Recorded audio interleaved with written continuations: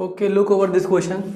This is also taken from the previous year AMU paper, and I think it is also 2017 and 18.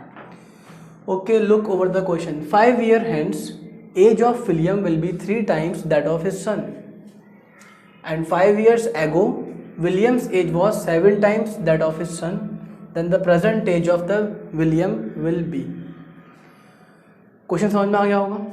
देखो, अगर language समझ में ना आया करे ना तो आगे से रिलेट किया करो। देखो 5 ईयर हेंस, अब से 5 साल, age of William will be, यानी फ्यूचर की बात हो रही है ना, यानी अब से 5 साल बाद, यानी आगे की बात हो रही है कि विलियम की जो एज है वो 3 टाइम्स है दैट ऑफ हिज सन। ठीक है भाई, यानी विलियम है और उसका बेटा है। और कौन सी एज में कंपैरिजन हो रहा है बताओ। सबसे पहली बात क्या है, आप देखो फ्यूचर की बात हो रही है, यानी इनकी जो 5 साल आगे की एज है उसमें कंपैरिजन हो रहा है। ठीक है, तो पहले आप क्या करेंगे, विलियम की और उसके बेटे की 5 साल आगे की एज निकालेंगे। ठीक है, जब 5 साल आगे की एज आ जाएगी तब आप उसमें कंपैरिजन करेंगे। ठीक है, तो देखो अगर मैं मान लूँ कि बेटा बताओ विलियम की जो प्रेजेंट एज है, अगर मैं मान लूँ कि विलियम की जो प्रेजेंट एज है वो x ईयर्स है। क्या है बोलो, मैंने मान लिया कि अगर ये x ईयर्स है, ठीक है, और मैंने मान लिया कि इसके जो बेटे की प्रेजेंट एज है, अगर इसके बेटे की प्रेजेंट एज मैंने y ईयर्स मान लिया, ठीक है भाई, y ईयर्स मान लिया, तो क्या कहा गया है, age of William will be 3 time that of his son. 3 गुना है, लेकिन कौन सी 3 गुना है, 5 साल आगे की एज। ठीक है भाई, तो 5 साल बाद, 5 साल इन फ्यूचर इनकी एज क्या हो जाएगी। अगर कोई आज 10 साल का है तो 5 साल बाद कितने का हो जाएगा, 15 साल का, यानी 5 साल और जोड़ देंगे, सिंपल सी बात है। तो अगर प्रेजेंट एज जिसकी x ईयर्स है तो 5 साल आगे जाओगे तो कितना हो जाएगा, x + 5।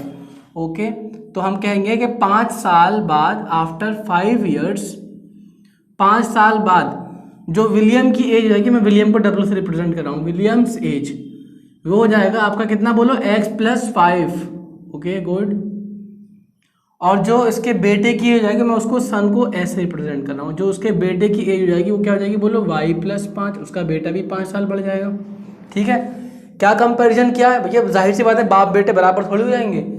ठीक है ना, कितना गुना है, 3 टाइम, 3 गुने का फर्क है, कौन बड़ा होगा, जो बाप है, यानी x + 5, जो बाप की एज है वो 3 गुना है बेटे की एज के।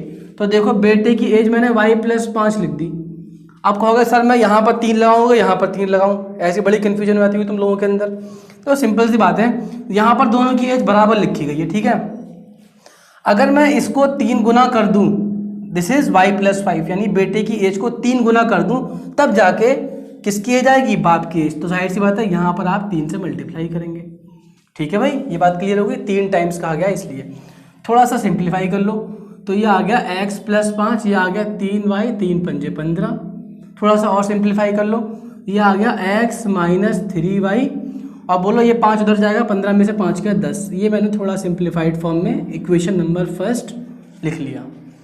अब देखो क्या कहा गया है, 5 years ago Williams as was, देखो यहाँ पर पास्ट टेंस, यहाँ पर फ्यूचर टेंस। ठीक है ना, इससे आप अंदाजा लगा सकते हैं कि कौन सी बात हो रही है, ये पास्ट की बात हो रही है, और कितना 5 साल पुरानी बात है कि 7 गुने का इनका एज का फर्क था। ठीक है, तो अब मुझे बताओ अगर प्रेजेंट एज x है तो 5 साल पहले की कितनी एज होगी, कहोगे x - 5।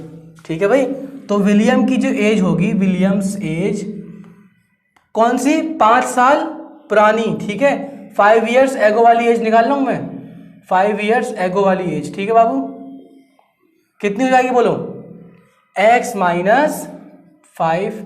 ऐसी इसके बेटे की जो एज होगी वो कितनी हो जाएगी बोलो, y - 5। क्या कंपैरिजन दे रखा है, 7 गुने का। अब खुद सोचने वाली बात है, जो बाप है वही 7 गुना होगा, यानी जो बाप है, यानी जो x - 5 है वो y - 5 के बराबर नहीं होगा। क्या होगा, जब आप इसको 7 से मल्टीप्लाई करोगे तब जाके विलियम की एज आएगी, यानी इसको आपको 7 से मल्टीप्लाई करना पड़ेगा। ऐसे थोड़ा सा अगेन सिंप्लीफाई मार दो, देखो x - 5 ये कितना हो गया, 7y, 7 × 5 = 35।